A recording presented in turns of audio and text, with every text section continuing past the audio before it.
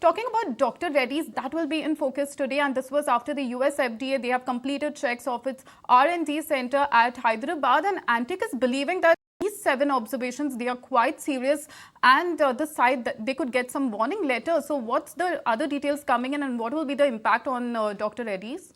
Well, there are two separate news flows when it comes to Dr. Reddy's. The first one which has come over the weekend, where USFDA had inspected their R&D facility in Bachupally. Now they have given 3 observations for that facility. Now we do not know the seriousness of these observations, so we'll have to wait and watch how that pans out. But do remember, it's an R&D facility and not a revenue generating one. But earlier in October 2023, the USFDA had inspected the same facility in Bachupally, and that time they had given around 10 observations. And what Antique is understanding from the list of observations is that 7 out of the 10 observations are very serious in nature, and this could lead to a warning letter for the company going forward. Now do remember that warning letter does not is just a formal communication of dissatisfactory compliance, and it does not stop the current sales from a plant. But also a warning letter does not mean that there will be necessarily an letter going forward. Now import alert is the worst that could happen to Dr. Reddy going forward, because if that happens, then the current sales also stop from the plant, and this will continue to remain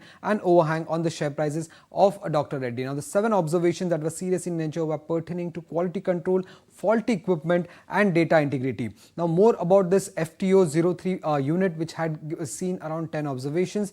Firstly, it is one of the critical sites for Dr. Reddy. It manufactures nearly 100 products, of which 70 products are manufactured are commodities. Facility contributes nearly 30% of the total US sales, and this site manufactures 4 out of the top 10 products for Dr. Reddy, that is Ciprodex, Nexium, Wellsite and Toprol. So keep an eye out for Dr. Reddy in trade.